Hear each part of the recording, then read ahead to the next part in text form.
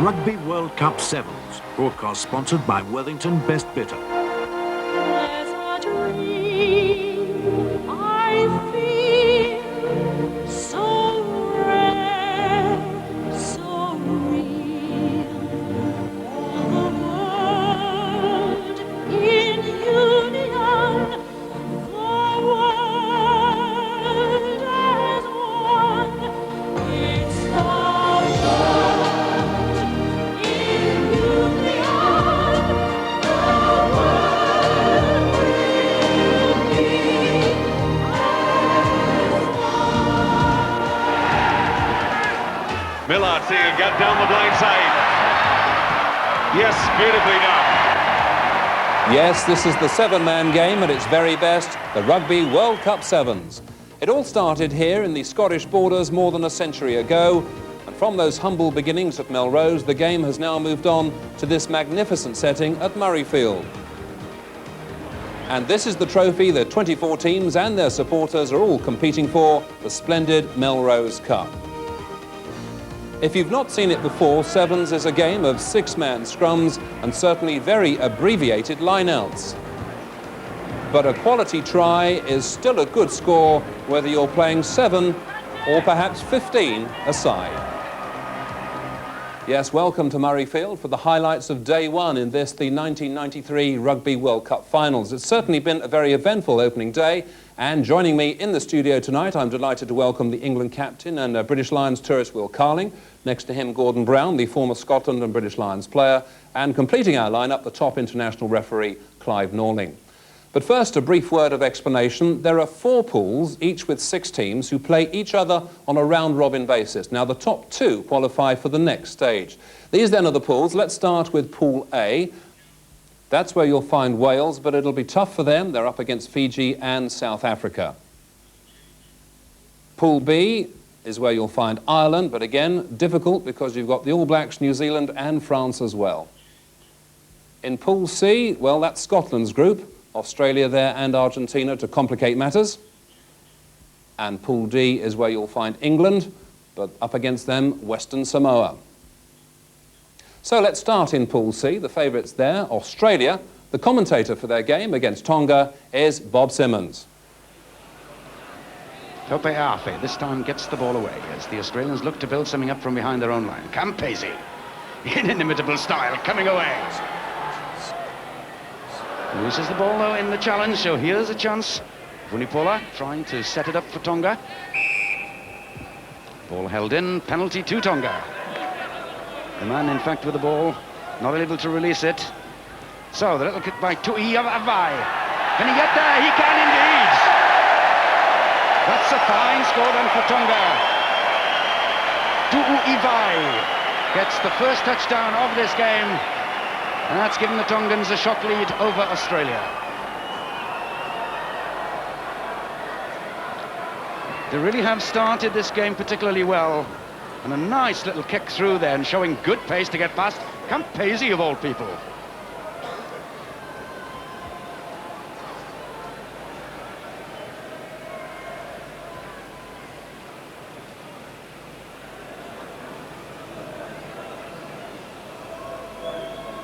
Vunipola then with the conversion, a straightforward one.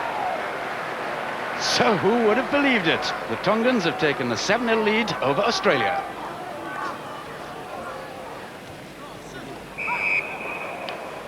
Off referee Berger, but first of all the Tongans had transgressed. John Flett to Campese. Getting a little isolated, but it's Opahengawi then, Big Willie. Coming away, looking to give a scoring pass. Back inside it goes to Matt Burke. Vaenku gets in on him though. Vaenku then gives the ball out to Tu'uivai. Can he try and go outside to Alfafe? He can, but a good tackle by the young Tongan in the Australian colours. So quite a struggle then in this first half for the Australians as Tonga at the interval unbelievably lead by 7 points to 0. Patani, number 5, And Lolo, number 9. Good ball one. So what does Willie Wolfram do? Hacks it upfield. That's where I want to defend, he says, in the Australian 22. Campese with Constable. Finally decides to use him. But only the 3 Australians back there at the moment. John Fleck looking to use his pace.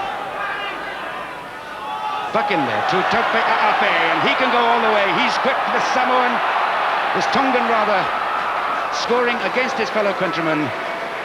Delight for Australia, despair for Tonga, disappointment for this crowd here at Murrayfield.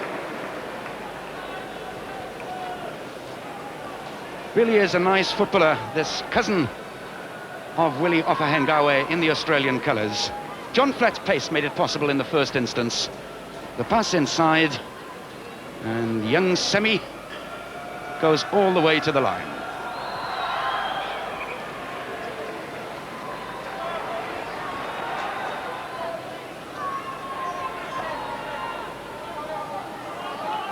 The Australian coach, Bob Dwyer, still very concerned, I'm sure, about his side's performance.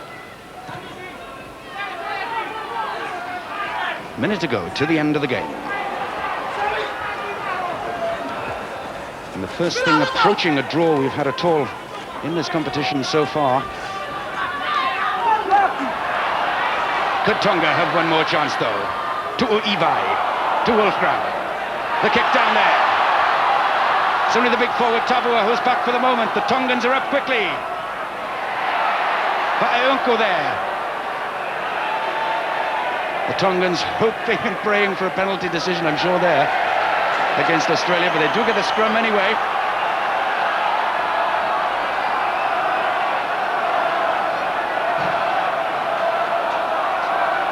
So, could we be on the verge of a major upset here?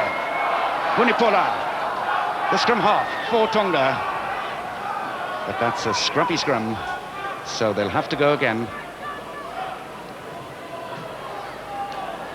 Into injury time at the end of this game.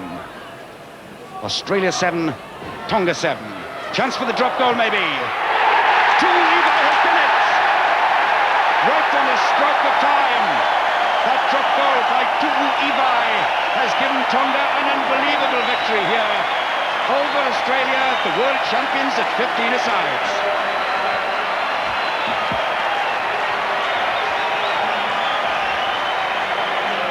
The ball came back well for him. And Cooley over the bar.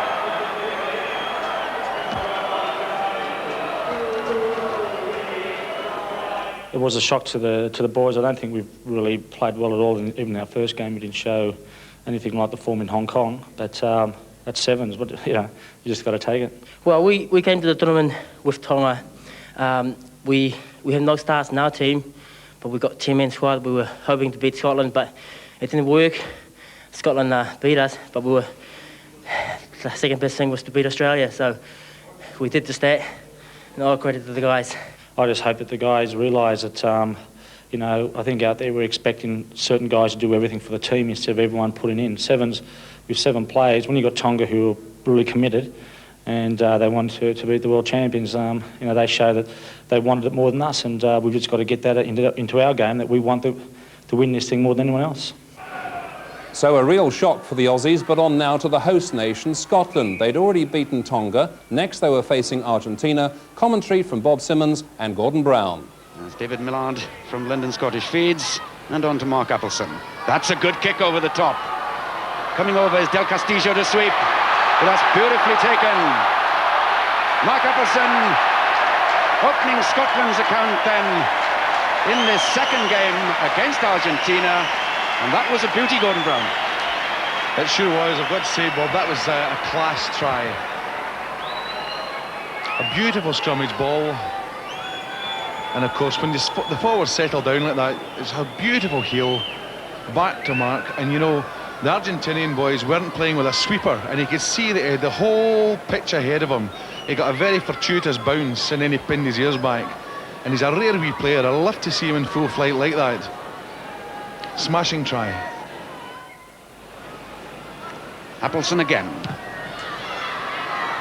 a useful tactic in sevens, the kick, even though obviously you play the ball mostly out of hand. But here's a chance for Gustavo Jorge. He's the speedster on the Argentinian side. Has support, but decides not to use it, puts up the kick. Millard there, breaks for Argentina though. And yes, they're back in the game immediately. Pedro Baraldi, the flanker, gets the touchdown. And that's the way to hit back immediately after you've conceded a score. Well, he took it very well indeed, but lovely sidestep there. He's fully in control. Now the wee chip ahead. Now David Millard really did have time to jump and catch the ball, but he stood his ground. He really didn't go for the ball with any great conviction. And Baraldi came round there very powerfully over the line. Well worth coming all the way from Argentina to score. Last chance surely of the first half, this one for Scotland. Appleson in the move for the second time. Townsend 2. Pass out to the flyer Moncrief. Cuts back inside well. Chip over the top. Beautifully played. Oh, doesn't get the bouncy knees, but it doesn't matter.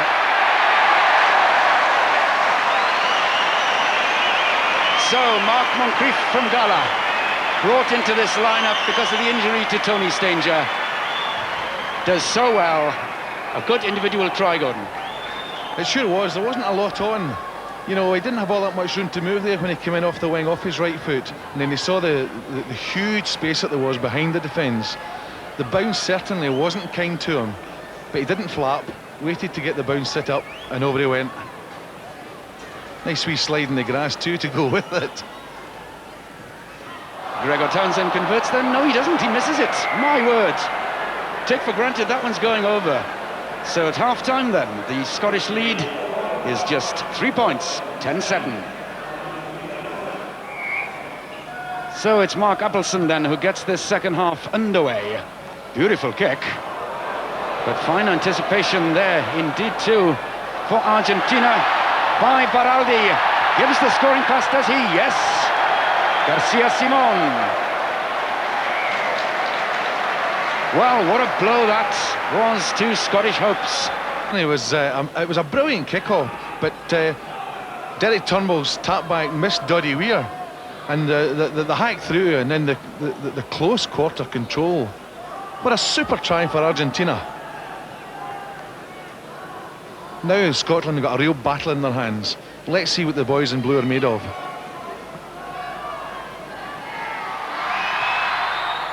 Chips it over nicely. So the Scots really have a battle on their hands here. Pity about that, because it was such a good kick-off, wasn't it, Gordon? It was a perfect kick-off. It's a type of kick-off you practice. The first man goes up, taps it back beautifully, and of course it went to the wrong person this time. But give the Argentinians their due. They certainly sprinted over the line and took their chance there. Just about a minute and a half to go. 90 seconds to go then for Scotland to pull this out of the fire. Millard to Appleson. Once again it's the kick over the top for him. He's showing good pace. Can he get there first? Beautiful skills. What's the referee's decision? It's a 22 dropout. Well, to me, I must admit, that looked a fairly okay shoulder charge there. It wasn't a penalty. As the kick went through, well, no, Mark Appleson was in the vicinity of the ball when he was played. I don't think Scotland can complain too much there. We are very happy. Now we are getting more confidence in our team. After we play in Hong Kong, we lose a bit of confidence because we don't play as well as we did today. We're very happy about it. It's a historic win for us. What went wrong? Decision making, purely and simple. The chances were there. We did things wrong that we've practiced at training. I don't want to point finger at individuals who were always with each other. Just bad decisions. Well, after that double shock of Australia and Scotland both losing, they did recover some form. A typically flamboyant Campese setting up Fleck for one of their tries. The Aussies going on to beat Italy by 40 points.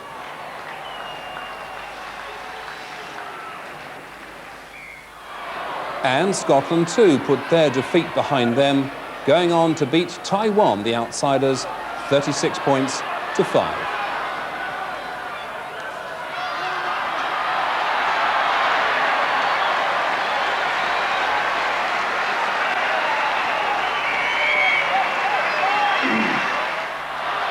Sadly, though, there was one match marred by bad-tempered play, an ill-tempered affair between Tonga and Argentina, with Argentina seeming to take exception to the Tongans' light-hearted approach. As we saw, it wasn't a happy match. So these then the complete results in Pool C. A very busy day with all of those teams playing each other. 3 games for all of them and a really busy morning and afternoon. And that means that the table for Pool C now looks like this. Australia at the top on the virtue of having scored more points, and Taiwan, although they haven't won anything, they get a point even in defeat. So they've had 3 defeats and they've got 3 points. Right, now let's talk to Gordon Brown about that Scotland defeat. Surely you couldn't believe it. Well, we just lost our way completely in the second half. I've got to say that it was a very workmanlike victory that we had over Tonga, and I was delighted how they performed against the Taiwanese, but I was awfully disappointed about the second half against Argentina. Bad performance, wasn't it, really? Yes. Yeah. Will Carling, we come to you now. I mean, I shouldn't think you were too unhappy at seeing Australia struggling. Oh, no, it's not that. I mean, I don't think it's a result that they would have wanted, but, you know, they've got enough good players to put it right tomorrow. You know, they've got players who can step up again as the pressure comes on and the challenge gets harder. I think they will step up. But would you have foreseen them struggling like that? No, I wouldn't, and nor would they, probably. But that's what happens in sevens, as Campo said, you know, that's the way it goes, and I think they'll get better. Clive Norling, what did you think? Was this a day of surprises as you expected or not? Not really, Dave. We saw 30 games of sevens, and there were only 4 shocks, basically, with Tonga and Argentina getting victories which they wouldn't have expected, and lower down Ireland and Hong Kong. But in sevens, anything can happen, and the 4 sides proved today that shocks can happen in sevens as well as 15-a-side. Well, it's certainly been a great day for Tonga, hasn't it? I think we'd all agree on that, and they've certainly got good cause to celebrate tonight. In fact, back at their hotel, I know that they're enjoying themselves even as we speak. There they are, arriving a little earlier, preparing for, I'm sure, a nice quiet night, but quietly happy and looking forward to tomorrow. To beat Australia is, you know, is one in a lifetime, actually. You know, I mean, to beat them in a World Cup. So we are very, very pleased about the result. I mean, beat Australia is not, you know, you're not going to do it every year. You know, once in every 20 years, I suppose. Yes, a great night for them. Right, we're going to take a break now, but don't go away because it's England in action next. Do stay with us.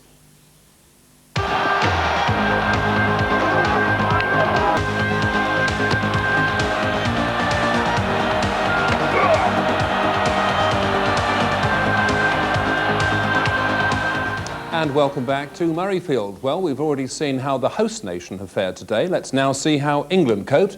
They're in Pool D, and this is the complete lineup. Not only for England, but for everyone else in that pool. The main stumbling block, of course, is Western Samoa. Well, England opened their campaign with a convincing victory over Hong Kong, winning eventually by 40 points to 5. But in this pool, the teams were only playing 2 matches each today. And in their second game, England went on to meet Spain. Commentary comes this time from Steve Smith and Alistair Hignell.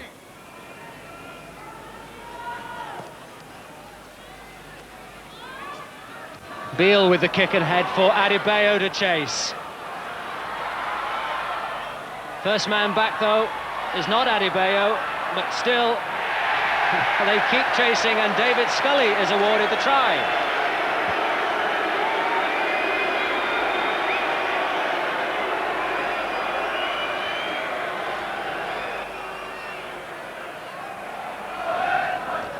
Scully, awkward ball to deal with. Beale has it, though. And again, that kick downfield, he's going to chase it. Back goes Rivero, number 6 for Spain. Harriman steams up on the outside. Ascogorta chases him. All Harriman wanted was the ball, but an off-the-ball incident back on the other side of the field. Gabriel Rivero is warned by referee Saito. It looked very much as if one of the Spanish players came in with what can only be described as a right uppercut. Rivero to Puertas. The interception from Hopley, can't hold it. Play on, says the referee. Sheesby. Delalio steps inside. It might have been better to go outside. Now he's tackled. Looked as though he played the ball off the floor in the tackle. Hopley now. Hopley, a scrappy piece of play, but Hopley scores England's second try. Puertas, Adebayo in with a tackle. What a crunching tackle from him. Beale tries to get it out to Harriman. Scully does, though, this time. Looks for support. Hopley now. Hopley looking for Harriman. Harriman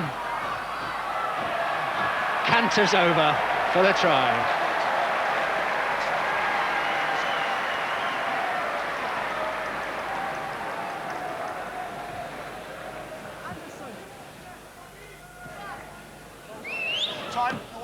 Delalio takes, Scully in field.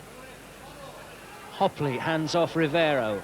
Finds Beale on the inside, and Adebayo is chased back by Ascar Duglota. A high tackle. It looked to be on Adebayo, but he flicks it clear to Scully, who finds Harriman outside him. And Harriman, well, hardly needs to break sweat to score another try. Adebayo got support to the left and support to the right, but he almost loses his head, but he still stands up. Scully's there as always in support. And there's the king of try poachers. Good all-round try by the England side. Beale bundled down by Gutierrez. Hopley, though, chases through. Big, powerful Wasp centre, tries to make the ball available.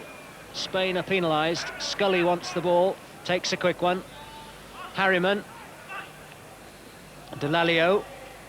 Hopley. Hopley takes on Marlowe. And Hopley goes outside Marlowe for another simple try. Good support play again by England. And Hopley's still got a bit to do here. The cover's coming across, but there he is. Power as well as pace. You haven't faced too many of the big hits in your opening two games, have you? No, the Spanish were a lot harder. I think we were slightly more tired. Jet lag, I think, from England. But no, we were slightly more tired. It took us a bit longer to get into it, and they were slightly quicker in deed and thought than the Hong Kong side. So, you know, we've got a rest tonight, so we'll take it easy and then come back tomorrow and hopefully start where we left off. Considering, though, you haven't been playing much as a team, you seem to be working well together. Yeah, we've got, we've said all along we've got the raw materials to hopefully blend into a good side. But, you know, a lot of sides here have got a head start against us because they've been at Hong Kong. Unfortunately, leagues and thought meant that we couldn't go out. But, you know, we're hopefully gaining confidence every game. Knowing what each other is doing on the pitch helps a lot more, and the more we play, hopefully the more we'll gel. Well, the second favourites for this competition are the Western Samoans. Having beaten Spain, they were next up against many people's dark horses Canada. Commentary from Bob Simmons. Breaking the tackle well. Not a good pass. Gets it out finally, though, to Kristainen. And it's the Canadians who are going to get the first score on the board. Good try then for Kristainen. And what a breakthrough for Canada.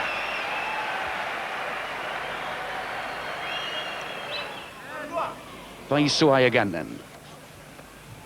Towards Vaifale. Good run. Aiolopo. Good skill. Oh, that's a lovely try. Anatelia Aiolopo. Showing all the grace of his race there with that superb try. John Grafton with the restart for Canada. But again, the ball hanging up in the wind. And the chance for Yeremia to get away, and there's going to be no stopping him. Showing how important it is to get your kickoff right. So Western Samoa into the lead.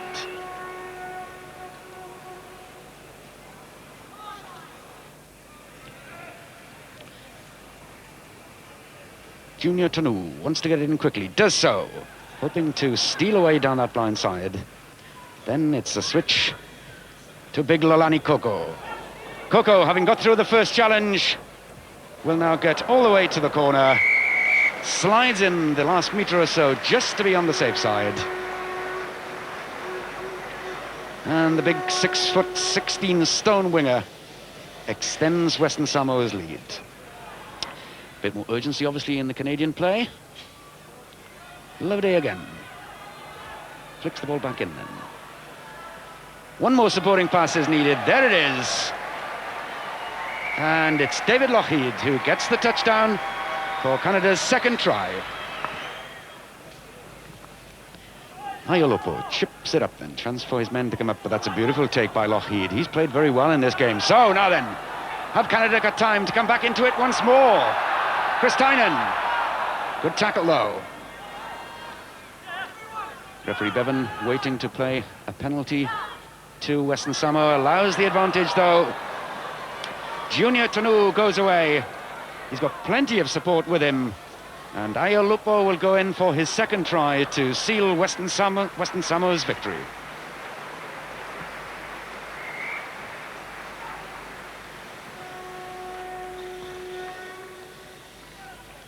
So he's having quite a game, Ayolupo. And in fact, the Western Samoans were queuing up to finish off this move, started by Junior Tu'u. Tanu's pass, a nice one to Ayolopo. No problems at all.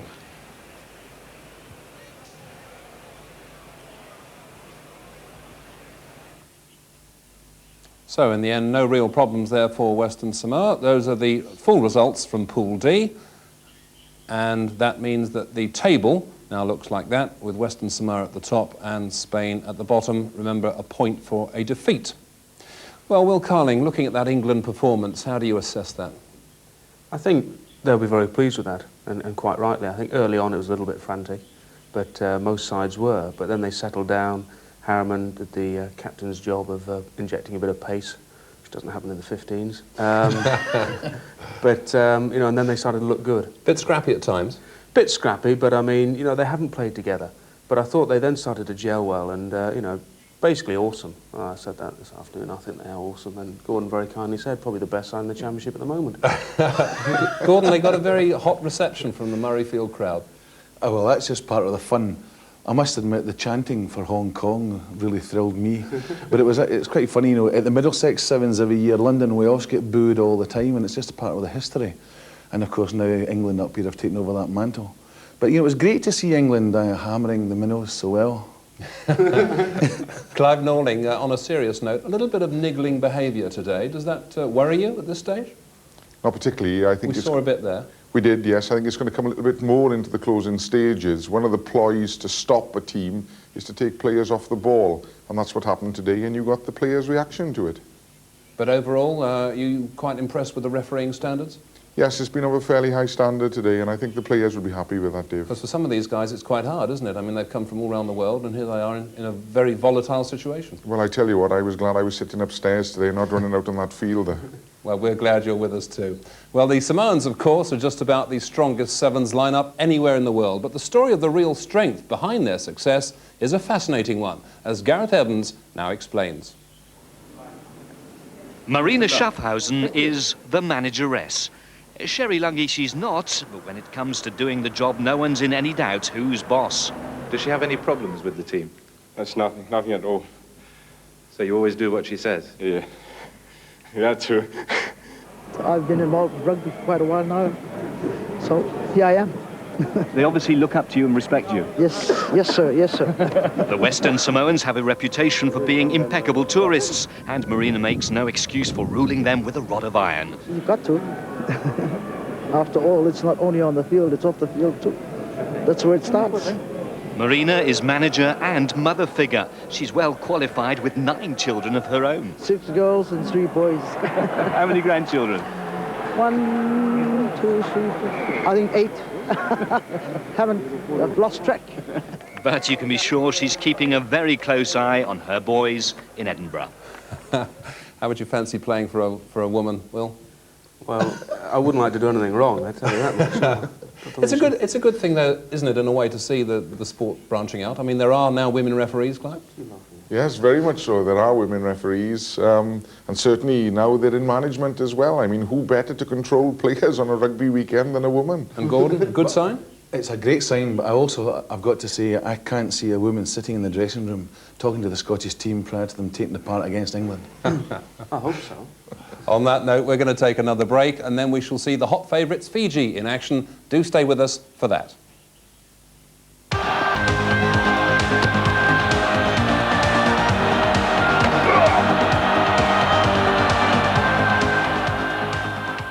And welcome back to Murrayfield for the Rugby World Cup Sevens. Well, now let's turn our attention to Pool A. And there we go. Fiji, the obvious hot favourites, but dark horses perhaps, Wales and Romania. Who knows? We shall find out. Well, Fiji were first out onto the Murrayfield turf today, and to them fell the honour of scoring the first try of the whole tournament against the rank outsiders, Latvia. They went on to win that one 42-0.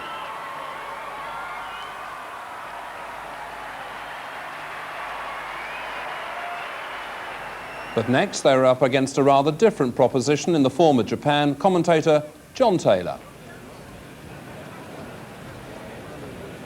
Rebbe now on the wing.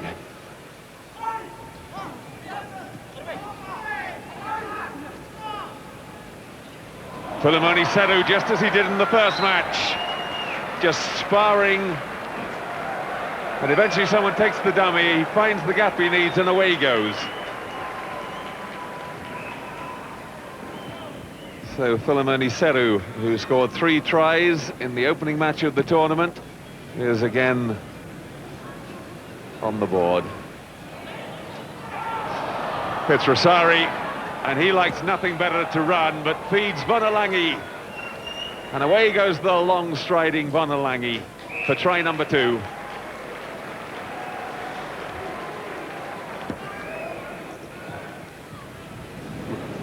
Rosari coming up with the ball from the kickoff, and just the simple feed finds Bonalangi in full flight beside him. And these two men so important to this Fijian side. Rosari with a two-handed catch. See that tremendous upper body strength. He fights off the tacklers before feeding it. Serevi now. Serevi with space to move. He's going to be chased all the way by Kato, but he's got a little bit left. And a second try of the tournament for Serevi.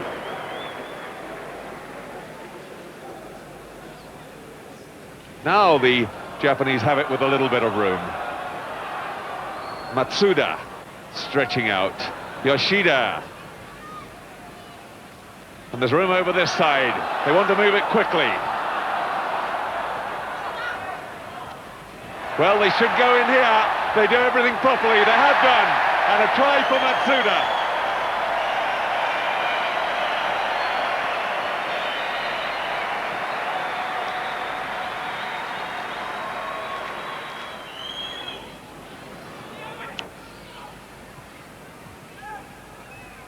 Seru.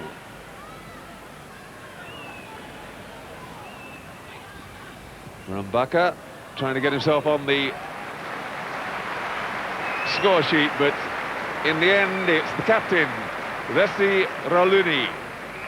Vesi goes through for a try.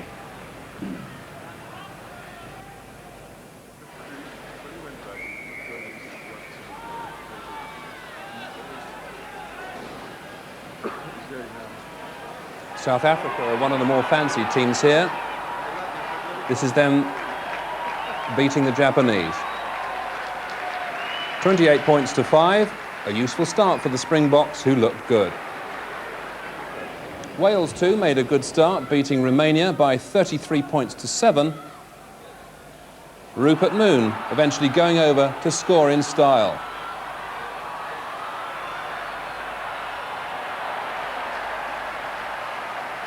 But the real interest here was the match between South Africa and Wales. Commentary coming up from Clive Norling and Bob Simmons.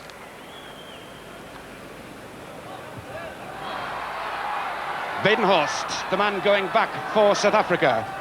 He's a winger, so he's pretty quick too. Tackled by Proctor. Gets the ball away. Van der Westhuizen. Great chance now then, surely, for South Africa. Dieter Kriese gives the ball to Kruger. Well held, but the support is there for South Africa from Chris Bodenhurst. And Badenhorst gets to the try line for the first touchdown of this exciting game. The man going through again. There's not enough cover there, Bob, at the moment. Not enough cover. Andrew Williams, the man making the tackle, but plenty of support from this Orange Free Strait winger.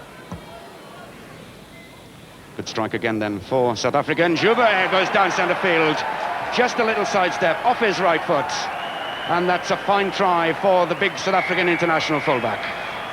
Very ironic there that the referee moved them off the centre spot because it's wet and sandy, and that was the very spot that you see Joubert comes through. Neil Jenkins slips there because of the wet ground. He looks at the ground rather ruefully, and it's a clear run to the try line.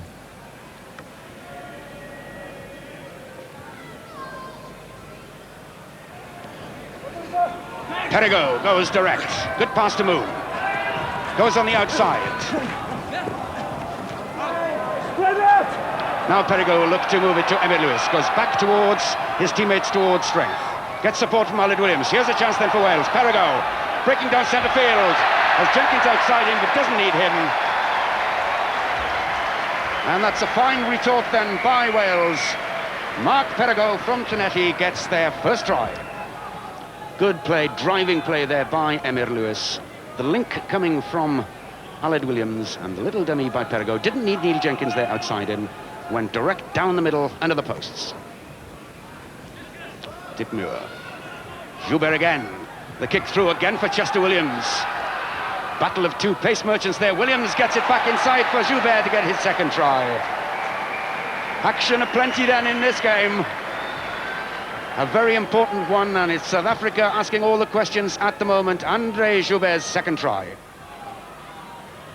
Proctor looking for support, not there though. And Dick Muir goes through for South Africa, taking advantage of the mistake, gives the scoring pass to Joos van der Westhuizen, and South Africa extend their lead. Yes, it's important in this sevens game that you hang on to the ball. Possession is vital, and Wales lost it at a crucial time then, and South Africa countered back. There's where the ball was lost. Strength in ripping the ball from the man, and head down. Can I look for support? Yes, put the man in space, in for the try every time. Muir again. Kriese gets it, but the ball had gone forward. David Matthews once again waiting for an advantage to Wales.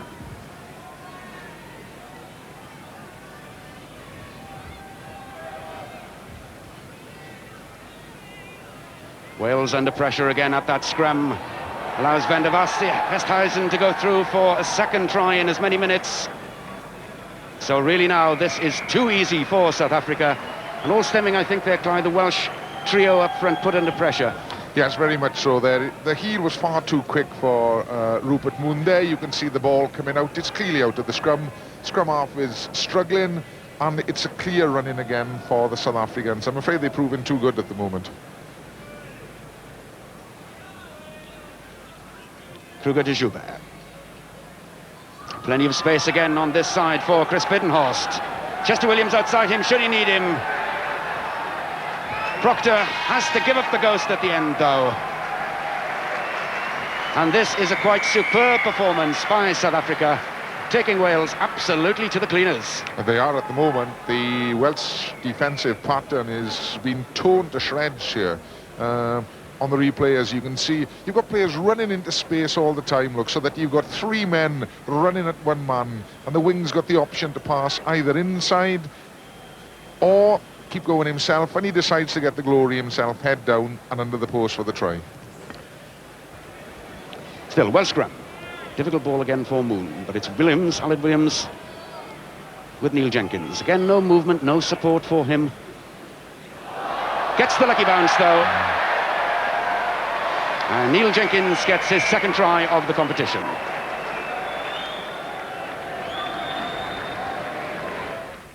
Yeah, the Welsh were very tough. I think we just capitalised on their mistakes.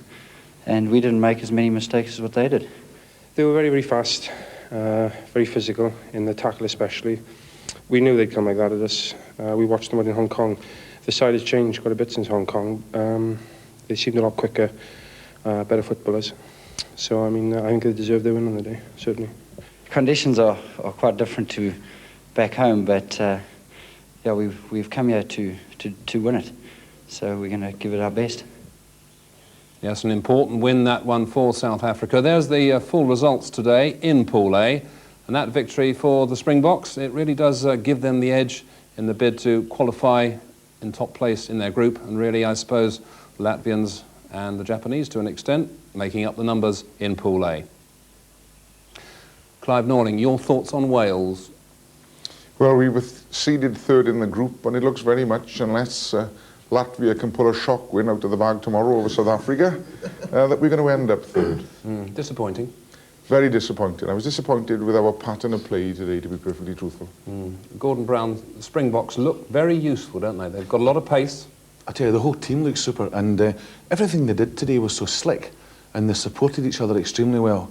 And Joubert, for me, has been quite outstanding, and I can't wait for tomorrow for the South Africans to play against Fiji. That should be good. Oh, my mouth's watering at the thought of it. Will Carling, were you expecting the South Africans to be that good? No, I wasn't actually. I mean, I didn't think it was their game, but as Gordon said, you know, they were impressive at all-round pace. You know, even the scrum half there picked it up and he was away, and that's what you need. So you think they look good outsiders? Well, not outsiders, really. I mean, I do. Are coming down. I do. I think they do look good. I do. I'll say that again. And they got a tough match tomorrow. Yeah, that will be an interesting game actually to see. I think Fiji will step up a few gears tomorrow. And Wales, sad to see them go. Yeah, they haven't gone yet though, and they'll, I think, be hoping for something to go wrong somewhere else. Right. Well, let's now finally take in Pool B. And there is a complete rundown of the teams in that group. The All Blacks, of course, strongly fancied along with France and perhaps Ireland. Well, there was a real shock early on when the All Blacks faced the Netherlands, the 500-to-1 outsiders running in the opening try of the game after only 90 seconds or so.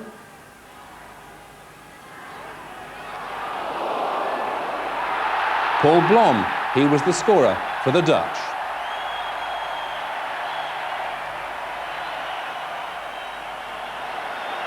But inevitably, New Zealand hit back in style, going on to record a really crunching victory by 49 points to 7, the biggest win of the day.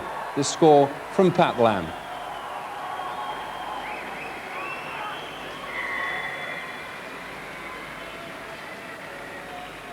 It wasn't quite that easy in their next game, though. The USA were the opposition, and they made life a little more difficult for the All Blacks, but not much. The final score there, 19-5.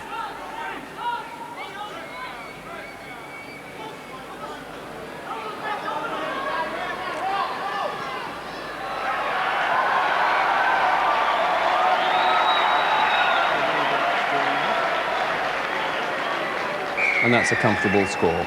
But once again, the real battle in this group is for second place. 2 Five Nations teams in action, with Ireland against France battling it out for the second spot. Commentators Nigel Carr and John Taylor. There's an overlap there if they can work it now. Cunningham going away from them, but he hasn't got the support he wants. Now he has. Nice little flick there, away to McBride. He's caught just short. And the turn. And Roland, I think it is. Roland has gone over, yes. What a great movement it was. It all started from the 25, the little tap by Eric Elwood, just over the line, collecting himself.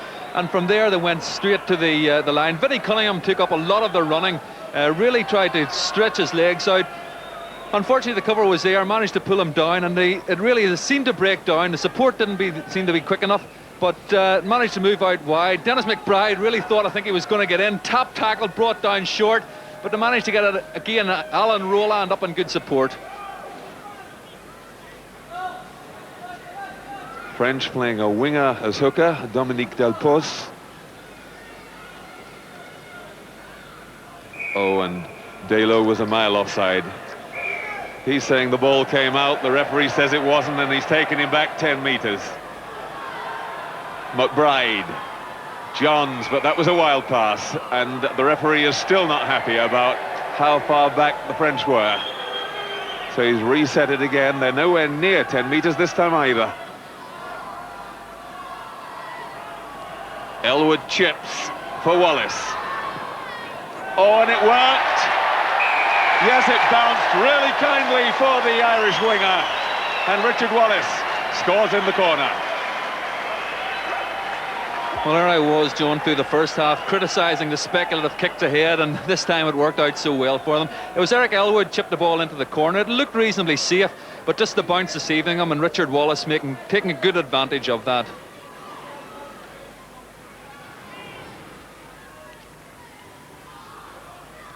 Roland did very well. It was a difficult heel, and he just got it back.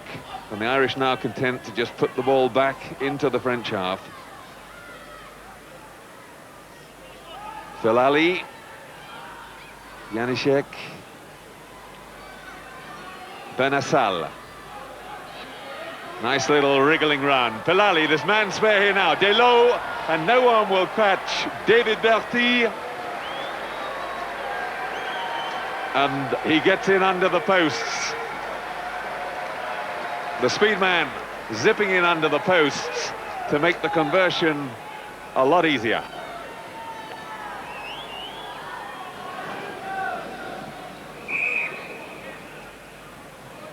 Penalty to Ireland. That foot you saw swinging around to try and kick it out of the back of the Irish scrum. And Eric Elwood is saying, I'm going to have a go at goal. This is purely a tactical kick. The Irish are one score ahead. They want to waste time, and they know that if he kicks it, it'll be 2 scores from France needed.